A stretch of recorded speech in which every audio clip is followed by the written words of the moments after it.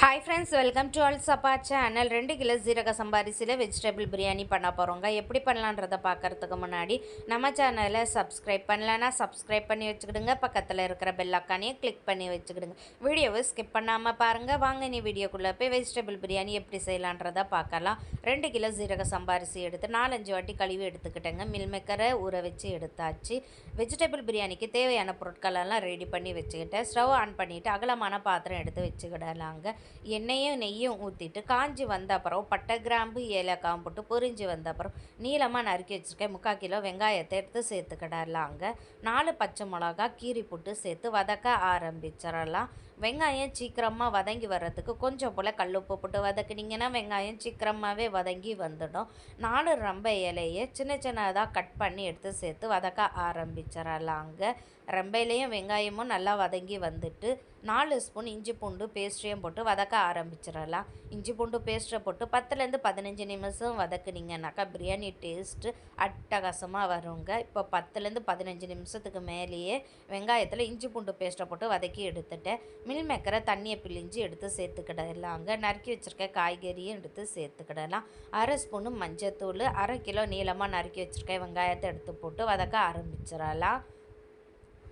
இன்றைக்கி வெஜிடபிள் பிரியாணிக்கு என்னெல்லாம் காய்கறி எடுத்திருக்கேன்னு பார்த்துடலாமா? கேரட்டு, பீன்ஸு, பட்டாணி, உருளைக்கிழங்கு, மில் மேக்கர் தாங்க எடுத்திருக்கேன். காயெல்லாம் நல்லா வதங்கி வந்துட்டு வெறும் மிளகாத்தூளில் 2-2.5 ஸ்பூனு சேர்த்துக்கிடலாம். 1 ஸ்பூனு கரம் மசாலா தூளும் சேர்த்துக்கிடலாம். பச்சை வாடை போகிற வரைக்குமே நல்லா வதக்கி எடுத்துக்கிடலாங்க. காய்கறியில் மசாலா கூட வாடை எல்லாம் போன பிறகு புதினா இலை, மல்லி இலையும் கழுவி சேர்த்து வதக்க ஆரம்பிச்சிடலாம். புதினா இலையும் மல்லி இலையும் போட்டுட்டு நல்லா வதக்கி எடுத்துட்ட பிறகு மூடி போட்டு 5 நிமிஷம் விட்டுடலாங்க.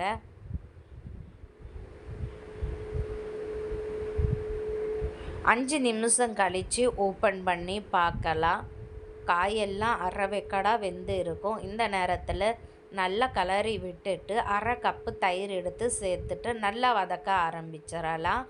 தயிர் சேர்த்து நல்லா வதக்கி எடுத்துட்ட பிறகு அரிசி எந்த கப்பில் எடுத்தீங்களோ அந்த கப்பில் தண்ணி அளந்து ஊற்றிக்கிடலாங்க. ஜீரக சம்பா அரிசிக்கு 1 டம்ளர் அரிசிக்கு 1/4 டம்ளர் தண்ணி ஊற்றினீங்கன்னா அரிசி குழையாமல் உடையாமல் உதிரியாக சூப்பராக வரும். இன்றைக்கி இதே டம்ளரில் அரிசி அளந்து எடுத்தேன்.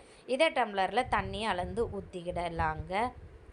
தண்ணி எல்லாம் ஊற்றின பிறகு உப்பு காரம்லாம் கரெக்டாக இருக்கான்னு செக் பண்ணி நம்ம ஒருக்கா பார்த்துக்கிடலாம். செக் பண்ணி பார்க்கறதுல எனக்கு கொஞ்சம் உப்பு குறைவாக இருந்ததுங்க. உப்பை கொஞ்சம் சேர்த்துக்கிடலாம்.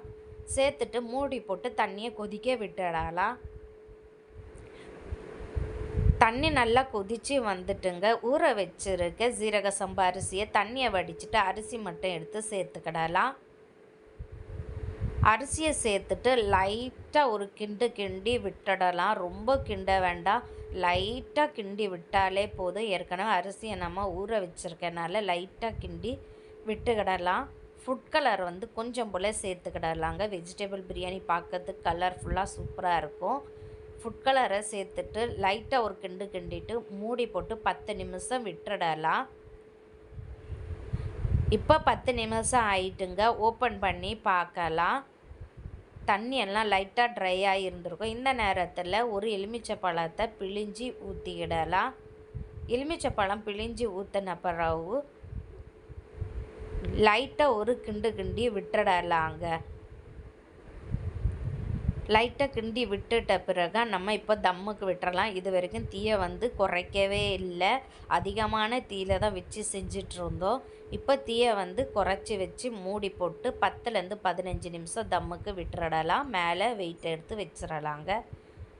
10லேருந்து 15 நிமிஷம் ஆகிட்டு இப்போ தம்மை உடைச்சிடலாம். வெயிட்டெல்லாம் எடுத்துகிட்டு தட்டை எடுத்திங்கன்னா மணக்க ருசிக்க வெஜிடபிள் பிரியாணி ரெடிங்க.